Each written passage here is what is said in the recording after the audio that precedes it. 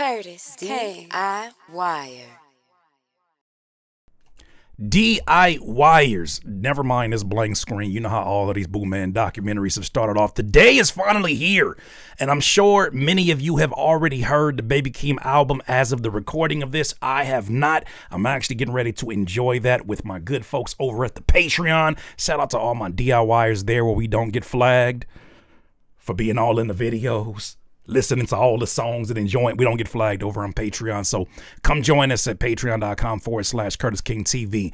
We finally get what I believe is the completion of the documentary series. I mean, who knows? It may still continue, but Booman 3 dropped on the same or day before the actual album listening, and then also the album itself. I want to run through not only the documentary, but some Easter eggs that may be there, and then also too some commentary on a live stream, because it's some stuff that I found that I'm sure some other people have commented on. But let's start with this Booman 3, where we get more context in terms of why this project is called Casino. Peep this out. Now you tell me, how old are you? 5. And bathroom services. Say, okay, I want you to say, hi, my name is Keem Jamal Carter. I'm 5 years old. Okay? I hate to be that guy who stops at 15 seconds in, but you do notice that this album Casino has 11 songs, right? Somebody gonna have to tell the truth, and I'm gonna tell. I said you do realize they got 11 songs on it, right? And you do realize Baby Keem is wearing a jersey with, okay, hey, reach, call it what you want. I thought that was really interesting. Get your hand from your mouth. My name is Keem Jamal Carter. I'm 5 years old. How to get up on a chair. Tell me a little bit more about yourself. What you like to do for fun? Play basketball. You like to play basketball? So what you want to be when you grow up? Basketball player. I can't conquer anything. Reach for the stars. Are you guys used to Vegas? Because like almost everywhere you go, they have a slot machines. Like he stayed with his grandmother, be in 7-Eleven, pulling the slot machines down, telling him, stand over there, Hakeem, stand over there. While she playing a few nickels until, you know, they went to the casino, lost the money, couldn't pay the rent. Damn, so we get a hint of what might have inspired the title. He explains it in one of these articles that I pulled up, but he says, or the narrator says, who I believe is Auntie Connie, is saying that I believe his grandmother or grandmother and mother would go to the casino at times and, you know, be gambling high stakes and sometimes even losing rent money. Ooh, I didn't hear some family story like that. They evict you. Yeah, that's how Mama, she didn't pay her rent. Better luck next time. I want to say Hakeem probably was 5 years old, or 4 years old when my mother actually got custody. Like, she always had him. Oh, so, okay, we got context. Well, even if it wasn't, even if Tubi wasn't on the project and it's 10 songs, the original plan was 11. Somebody got 11. I just saw the 11, and I figured nothing is done by mistake here when it's PG Lang. Ain't nothing done by mistake, but I get your point. Thank you for the heads up. In her care as a guardian. But now at this time you have to realize Hakeem, 4 years old, you have to put him in preschool, you have to take him to the doctor. So around that time, that's when my mother was like legally his guardian. My mother was a substitute school teacher, so she taught him how to read, how to write. It won't be no Hakeem if it wasn't for her. Special to you. Oh, so you're saying it's originally 12 and it became 11. Got it. Appreciate the DIYers and all the details. Hey, by the way, hey, yo, DIYer, if you're enjoying this content, please don't forget to hit the like button. It helps this video and this channel get discovered by new people. I appreciate you. Now back to the video. One thing PG Lang don't play about, they split screen camera angles when they're editing, and they don't play about numbers. Anytime I see numbers, I'll be like, You're my angel, my angel. All right, that's down. Hey, that was tight. What about you, Booman? You want to get your rap on? Booman want to get his rap on. So these were the buildings that when Hakeem, he was staying here with my mom when my mother and Janice were going through that custody battle. Mama used to stay right there in 4, right? No, yeah, Mama stayed right here. Used to walk straight down this parking lot to his school. She also didn't pay her rent and got evicted out and had to go stay with my mom here in these places because she lost all her money at the casino. Ooh. I did. Oh, well, I did. Okay, did you have to tell everybody? Yo. You know, two things I noticed. Not once have I noticed any of us calling Auntie Connie by her full name. I just love how we just adopted Auntie Connie as all of our auntie. That's baby Keem auntie. I love how we did that. And two, gotta give props to the family, because even though you hear at some point baby Keem talking about how personal these stories were to him, think about the folks who are not pushing a music career. They just living their lives, and they've never been this much the center of the attention in a campaign, nothing close to this. They just living their lives. That requires a level of transparency for them to agree to as well. I don't care if faces are blurred or not. That's a lot. That's a lot to give. Ms. Wright, you said we all got an Auntie Connie. Ain't that the truth? Continue. I just want to acknowledge that everybody in your family, especially if you're an artist, everybody in your family did not sign up for a music career. So when they allow that kind of transparency about their lives, I think that's something that you got to acknowledge, because they don't have to do that. Yo, check. I am not a lyricist. Couldn't move mountains, so I aim for the pyramids. Hear from experience. I would tell my favorite girl, one time. Sure. Mama called me bipolar, grandma called me Booman, drugs in my baby stroller, needles in the playground sand. My auntie making love to the ice cream man. A child with the wolves, every day I am. That slot machine that nobody help. Niggas gamble with their life, scared to bet on themselves. My grandma gave me a keyboard when I was 12. Connie got me out the group home when I was 6. Too many alcoholics around. When grandma went to jail, I was sure I wouldn't be found. Should've stayed with Jarrell.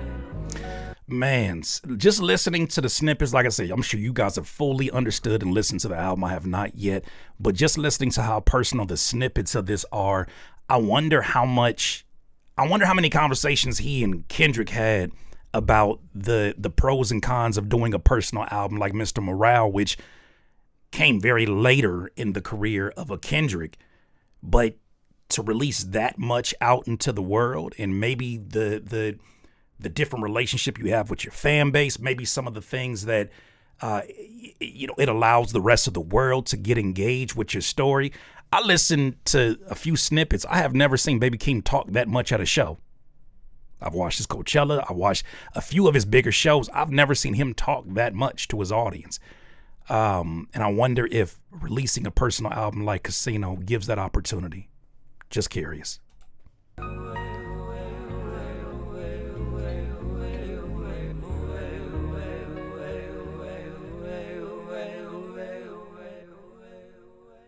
But now we want to introduce this pretty boy Floyd, known as Jarrell, known as K.I. Lyricist, known as Kicking Motherfucking Ass.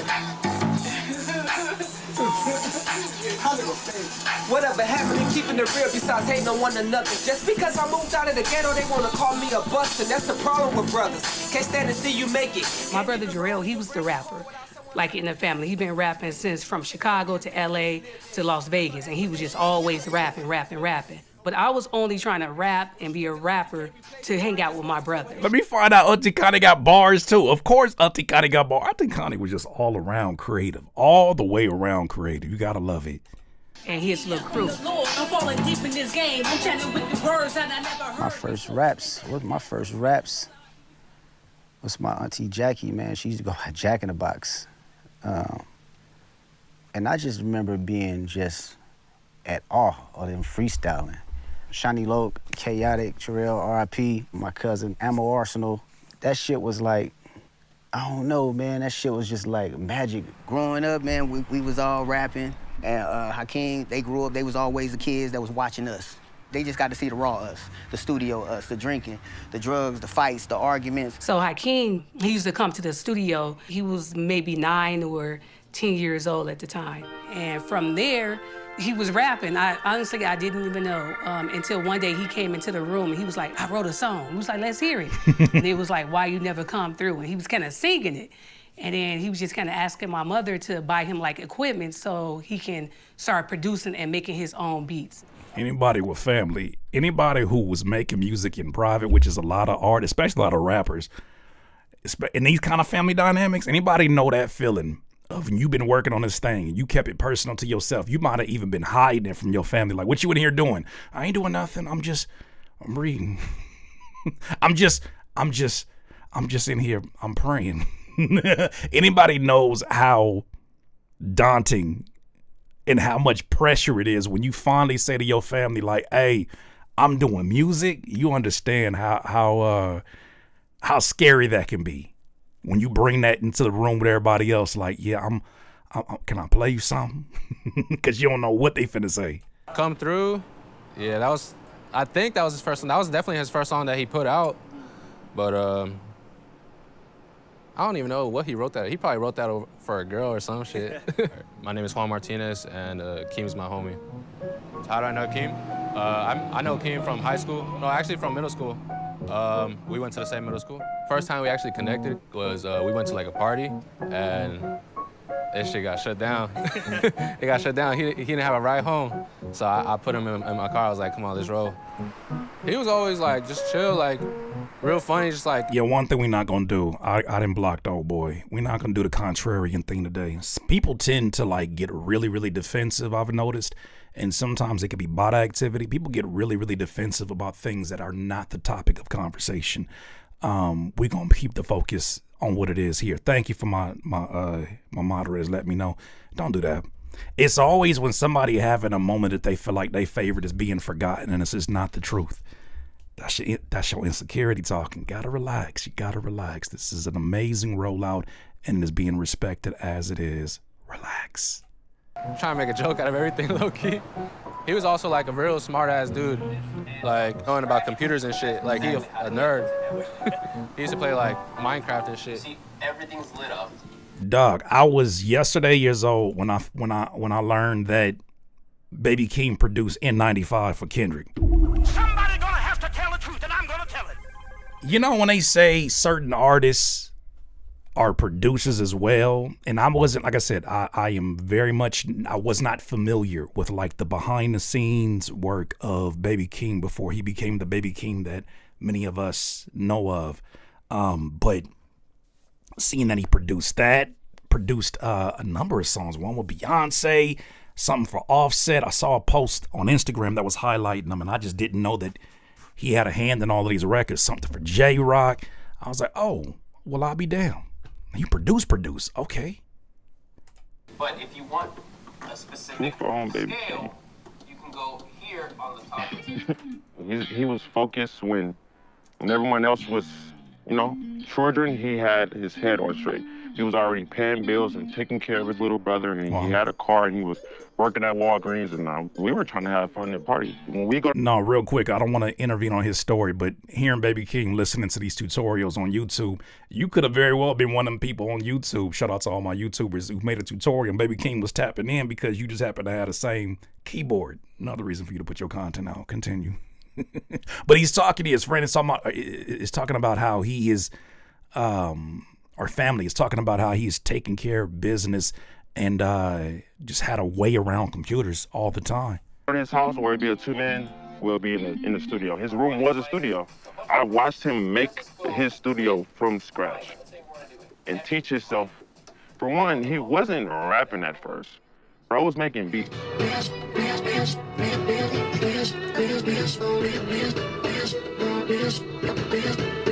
I see FL Studio on the screen. That's what I see. Somebody gonna have to tell the truth, and I see FL Studio on the screen. I'm gonna take whatever W I can. That's some producer community content right there. I see FL Studio on the screen. I see.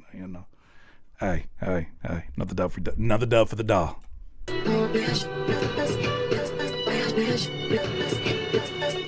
Was I surprised? No, I wasn't surprised. You know why? Because it started off with beats. And I was like, oh, okay, I see what went down here. When I look at think of the gamers, this makes sense. You have to be locked in to sound and tech. It all goes hand in hand. So when he started first sending me beats and shit, I was like, okay, I can see you do this. And he was really good. So I wasn't surprised at that. What I was surprised when he started rapping. I was like, damn, you actually good at this too. That threw me for a loop because he understood melodies and like patterns more than any young cat that I've heard. Like, you know, it's like I got 1,000 fucking cousins, man. Like, 1,000 friends that rap and do music and shit. Out of all of them, he was the best one. He said, I got 1,000 cousins. I'm pretty sure a lot of them cousins came around after he was famous too. I'm your cousin on your mama's side, on your mama front, on this side I ain't never really came around the family, but now that we here, it's so good to see you, man. Good, come on, give me a hug, cousin. I'm pretty sure he had a whole lot of cousins that popped up out of nowhere, like, oh man, put me on. He's getting ready to describe it, but I can tell you from someone firsthand who has been in these environments. When it was before, it was a time period in which Schoolboy Q was still trying to make a name for himself, and a time period where J-Rock had pretty much already established his name, and he was the center focus at one point in time. Soul was in there trying to establish a name for himself. Nobody was given a handout. And I love that they're stressing this here, because I think in order to say such a thing about like, oh, Keem, you know, you just lucky you his cousin, it ain't that easy. Especially when you think about people like Top Dog, when you think about folks like Punch, who put these particular talented individuals through their own set of tests.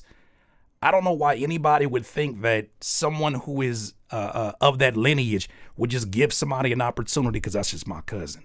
He's laying it out that, you know, it took a process of him listening to him as a producer first, then listening to him as a rapper and saying, okay, well, let's see how this goes. But there's no rush to make anything happen. But he said his talent was the thing that made the conversation a conversation.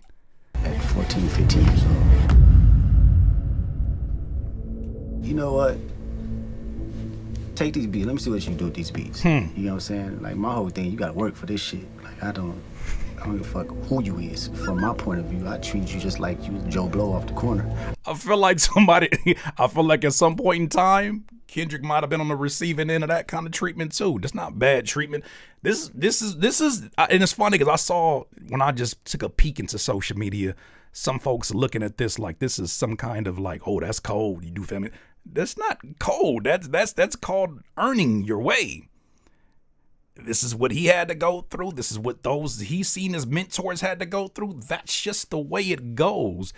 And I think when you're introducing these type of ideas to a generation or a segment of a population that's used to just getting instant gratification through social media, this sounds foreign, but it's like, no. For the things that actually are significant and can change your life, you got to earn them. And that's what he put his own cousin through, even after hearing how talented he was. He said, I got to see your work ethic. Let me see what you can do personally. The songs, upload it. Let me see if you can generate some buzz for yourself. He said, I'm going to give you some beats and I want to see what you're going to do with those. Then on top of that, I want you to upload them yourself and see if you can build a buzz on your own. Do you know how many family members and anybody who's had these situations happen? You know how many family members would have been like, man, you having me do all these loops for you? Who the fuck you think you is? I'm family. You should do that for me off the strength. No. You know how many folks would have just gave in and been like, man, he ain't gonna look out for me. You got me out here looking crazy. I'm not getting plays. I'm not getting. And he said, say less.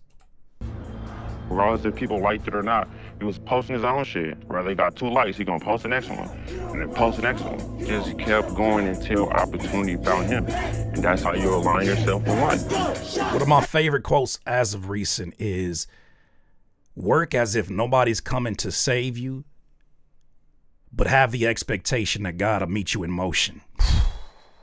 Work as if nobody's coming to save you, but have the expectation that God will meet you in motion. God may be something different for you, but having the expectation, the confidence that God will meet you in motion, I think there's a lot to that, right? That you are going to put the work in, and If something doesn't happen tomorrow, what are you supposed to do? Put the work in again. If nothing happens, then put the work in again. But you know, you can only be so dope as a Baby Keem. You can only be so talented as a producer and an artist as a Baby Keem before somebody this close to you, blood related, is going to at least take some kind of an interest. And not to say that that was the goal. He went and established something on his own. See, I'm with you. I do love this rollout because what this does is it puts the credit back in Baby Keem's pockets. It gives him his props for the work that he did, and maybe the opportunity wouldn't have shown up quite the way it is in this documentary. I love that. I love that. Get that man his just due. He earned it.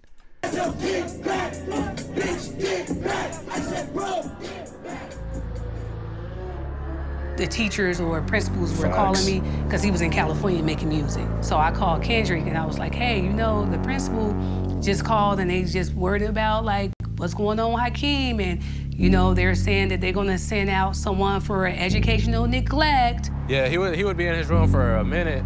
The only time he would probably go out was probably just to eat. But yeah, he'd be locked in his room. Especially like even like end of high school, he was pretty much homeschooled and stayed. Bro stopped coming to school and shit. He came sometimes, but he didn't have to no more, and everyone knew it. But he just came just to, you know, get the glory that he deserved. It's a path. He never left me or I'm like, bro, you gotta wake up. And by the time I went to prison, he was already Baby Keem, so that's how we split. So it was like when I hit my lowest, he hit his height.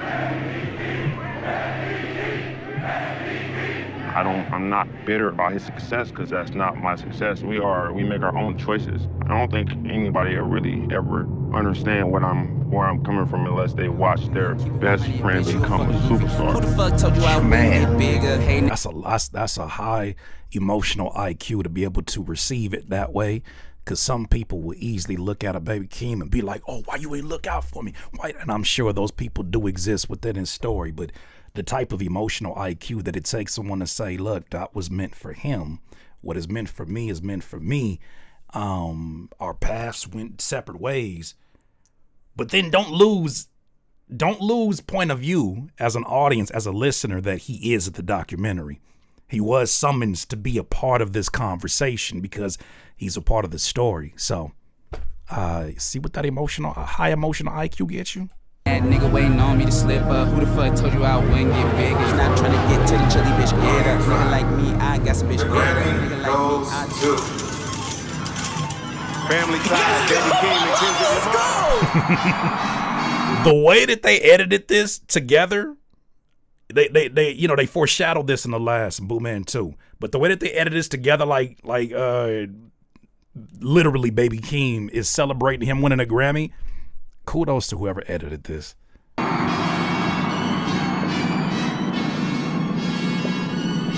Don't even bother to ask, cause nigga, you ain't got no game. Oh, it's like that? Hey, you know what? Fuck you. No nigga, fuck you. Now we looking out for trouble. I don't know how intentional this is, and I don't know if this is the message, but this is the message I get by seeing Auntie Connie, by seeing you know, his uncle up there on a split screen of him winning a Grammy and being on stage. I get the idea that he's saying, I'm wearing those stories on my back as well. A win for me is a win for them because they inspired me. So if they inspired me and I'm here right now, I'm carrying these aspirations, these dreams on stage with me. Just saying that gives me goosebumps. What's up, Absa? Just saying that, like that's heavy. That's heavy if that's indeed the intent of that. 6 deep in the hood, though, keeping my mistake when I hustle. Nigga trying to do the impossible. Burn out in traffic going bunkers. 992 Boogie Monster. Nigga, whole time. Yo. Niggas wanna do shit like pop tarts. I beat their ass with the #1 lyricist. Insane. So in 2020, Hakeem bought my mother a house, like in a nice, affluent area. And yeah, my mother was so happy about that house. My mother said the best thing in life that ever happened to me was when she was given that house. Wow. Yeah, she was happy. Yeah, man, that's his grandma, man. She took care of him, and my auntie, she took care of all of us. She the reason why I'm down here, you feel me? She put me in that car. So, you know what I'm saying? My auntie was the foundation of everything, and it's kind of like when she died, it kind of like, everybody kind of like, because already when Grams died, you already know how the family just dismantled. Ain't that the truth? Sheesh. I hate that I have to hit this button for that, but good God. Those figures that are the glue to the family, the ones that make those phone calls. I know it's a lot of y'all in here who feel the same way when you seen this part. Them glues that hold the family together that you don't even recognize them as glues because they're such subtle phone calls to different parts of family that bring everybody together. And you know that they're the ones that are also keeping the peace amongst the family. And if they weren't in the room, it might be a completely different circumstance. When they are gone, it is not just a void from you, but is a void to the family dynamic, especially in Black households. I think that's why, you know, a lot of movies don't get it right. A lot of movies do get it right. As crazy as some of the imagery in Soul Food looks to date, I think that was the one thing that hit home for me when I saw that movie. Was when grandmother passed away in that movie. You saw how it started to fragment and folks kind of went into their own pockets of life, and people don't stay in touch with each other as they once did. But man, showcasing this in the middle of the project, I think is another thing that explains these years of gaps. It's not creative block. And if it is, that it's obviously inspired by real life events. Saying like when my auntie died, the family really dismantled, G. But yeah, man, she took care of Hakeem, man. She took care of all of us. And I know that fucked him up when she died, man. You want me to, you worried about where baby Keem at. How about how baby Keem feeling? How about where I'm at mentally?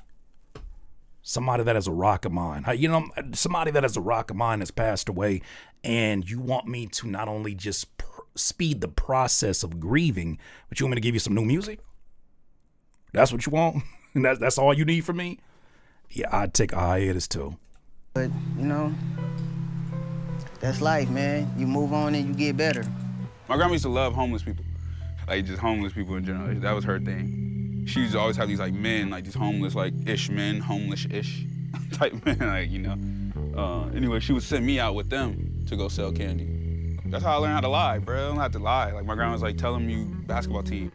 My grandma had diabetes, so, like, we would just walk all the time. That was her thing. So I would just have to go with her. I used to be hot, and I would walk, and then we used to sell candy. That was, like, the two things, so. Walking home with my grandma, shit crazy.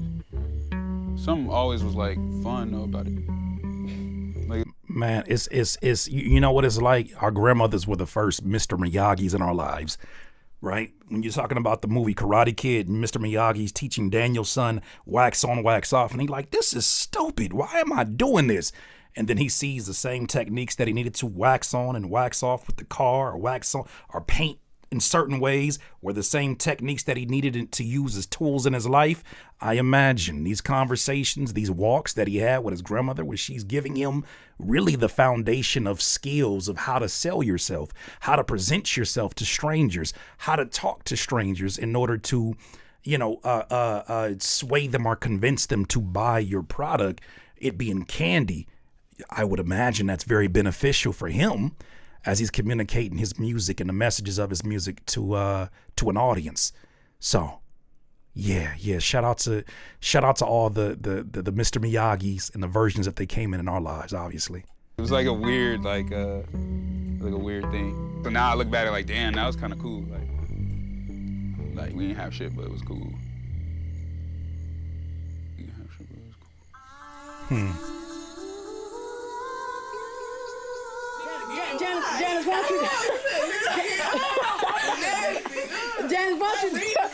Janice, why don't y'all turn on some music? Put some music on in here. Y'all finna go? I'm curious, how many of y'all watch these videos and I know I always say, like, I could put a number on it. Two things. One, how many of y'all watch these videos and it remind you of your own home videos? that maybe some of y'all got access to if you blessed to that. And two, if somebody were to just change a few faces, would you be convinced it's your movies? Like, it's crazy how I keep watching these movies almost with the same mind of like when I'm gonna show up, where I'm at. Because I was here too. Because I promised we had the same TV. I promised we had the same microwave. I promised we had that same stovetop. I promised we had that same kitchen, you know what I'm saying, that bathroom set from wherever it's from. I promised we had that same chair he's sitting in, that same floor model TV. I promise you, how many times have you watched this and you was like, nigga, is these my home movies? Did we all just shop from the same places? Did JCPenney have a monopoly? I'm sorry, I just had to get that off. It is very nostalgic. Good God. And I swear to you, the early 2000s did not feel like this. This feels like this is early 90s, and it's not. If I didn't have to babysit, I wouldn't go no day on. I'd be going on my bike going to the club. Richard, turn that radio on over there. On my bike going to the club. I'm gonna put some old-fashioned music on. Janice, go over there, sit next to your son. I'm a video. And look at the consistent branding. The consistent branding of PG Lane. They ain't never gonna just put a blur across them eyes. It's gonna be that same black strip that you seen since Good Kid, Mad City. It's the same strip you gonna always see across the eyes. I hope they never change. I hope they never change that. I love it. I love it. Y'all's car too. I'm gonna get y'all a pretty car. So when y'all get y'all expedition, y'all will say this is what we had before we got the expedition. You said my granny loved JCPenney and Sears. Mine's did too. Good. Remember them Sears brochures? Remember them Sears brochures? Big ass, like a damn yellow pages. Big ass brochures. How the hell you selling barbecue grills, pantyhose, and sinks in the same? That's crazy. You feel old, baby. What, the music? I want to go outside in the rain with somebody I love. It may sound crazy. It may sound crazy, but it reminded me, my grandfather used to get them the Mercedes-Benz brochures. He bought one Mercedes his whole lifetime, and he had all the brochures come through. And I was like, okay. when we go outside.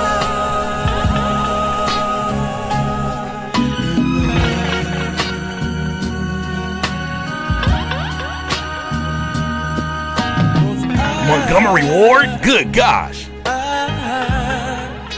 Pick and save. I'm gonna cry. Get your Easter outfit and an oven, yup. Man.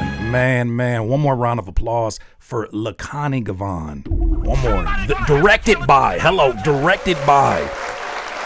That's everybody Auntie Connie now. That's everybody Auntie Connie now. That's the way that you do this. Man. I don't want you to see me cry. Well, it's time to go. I'm about to get on it back. Good night, sweetheart. Man, that's how you honor family. That's really, really well done. I hope it's not the last one. I feel like maybe there's a possibility. Isn't it crazy how this whole week we've been getting every single one of these editions or these volumes of the Booman documentary series, the casino documentary, and we have yet to get a music video, but we're all tapped in to see what that music is all about. I'm sure, like I said, y'all have already heard it. Let's get to an article though. It's well done, so well done. This was something that was taken as an excerpt. So the other day, to celebrate the album dropping, Baby Keem had a live stream that he did. That was a live listening party plus live concert in which he was very vocal about a few different things. One including his 5-year hiatus, as well as why he named this album Casino. In this portion, he says, I think the obvious point in the room is that it's been a long time since I've seen some of y'all, and it wouldn't be fair for me to continue like nothing happened. I gotta tell my fans, I see y'all with the merch on. Y'all be supporting since day one. Real humans, real individuals in the room right now and watching from home with stories like I got. For me, when I made this album, it was originally named after my mom. I was trying to find that pocket. Then I realized that's unfair in a way. It was so many people that helped who I am today. Keem opened up about the loss of his grandmother last year around this time and how it took him years to muster up the courage to unpack the trauma that fueled his upbringing and take it to the studio with him. This article's from Billboard, by the way. He says, my grandma passed away last year, same month. This is a celebration tonight for her. I wish she was able to be here, but I think she's here in spirit, he proclaimed. I like to believe, when I was writing this album, I was surfing through the topics and these same stories kept coming up. These same prominent stories about how I grew up, I just want to shine a light on that. Not to make it seem like I'm some special individual. I think everyone can relate to something I got to tell. I mean, that's why y'all here, right? Talking to his audience. This is a very special night because I went away and I did something very important and I got to shine a light on that. I know my family's proud. Keem continued. I named it Casino because that's where I went through all of the things that I went through. That shaped me to be up here today. This was an album where a lot of these stories I used to be embarrassed to tell. I kind of changed my perspective on a lot of that. This album is for the child that walks home slow. Whew. It's a lot said. A lot said there.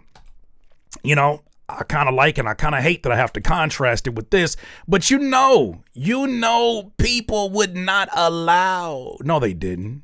Did they clip me? They clipped me?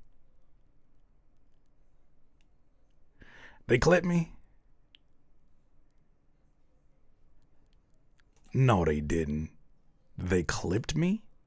Where did they clip me at? Where did they clip me at? You bastards, you. You got clipped. What'd I do? I just reported the story 2 minutes ago. So we didn't get anything that happened with the article?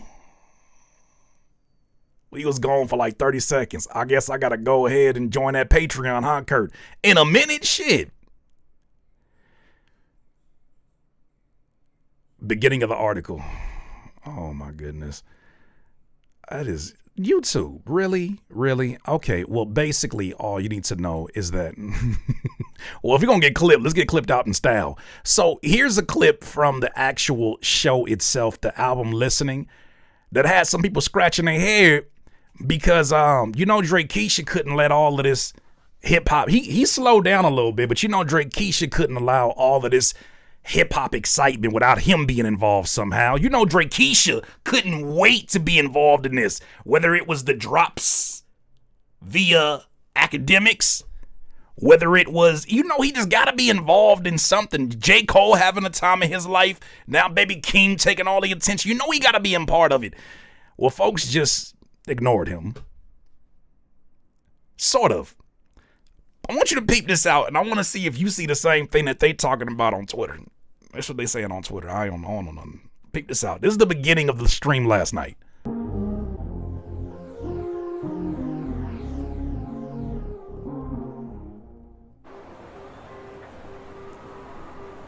Hey, Baby Keem on a wall. What looks like to be at Circus in Vegas. I know somebody else that had a live stream where they was inside of a freezer and they tried to do the same thing and they kept breaking character because cameras and shit started falling inside of an ice cream truck or ice truck. I don't know if you remember that shit, but yeah, we do remember that, right? Okay, continue. This stream's smooth.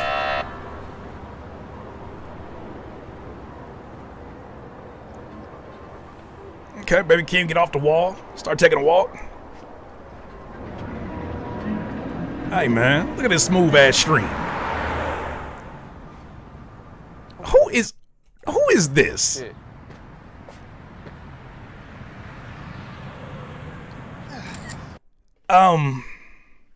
That's his name, Desmond. From RDC. Somebody gonna have to tell the truth, and I'm gonna tell it. Yeah. You may know them from the skits that they do. He usually is the one that plays Drake. That's Desmond. That's Desmond. He the one that usually plays Drake in the skits that they do about the beef. He's usually the. Yeah, that's him. That's in. I mean, but he's just playing a role. He could play many different roles, but he happens to be in mime somewhat clown makeup. Continue. Yeah.